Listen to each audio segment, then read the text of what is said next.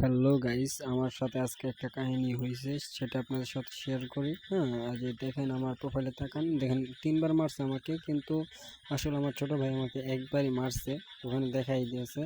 হ্যাঁ, আমার ছোট ভাই আজকে আমাকে কেমন করে হাল করছে কাস্টমে যাইয়া, মানে যখন দেখতেছে পারতেছে না আমার সাথে, তখন দেখেন আমার সাথে কি কাহিনী শুরু করে দিছে। মানে আমি তার খুঁজেই পাইতেছি না, একবারে দিক থেকে যাই, একবার ওদিকে যাই, কোনো জায়গায় খুঁজে পাইতেছি না তাকে।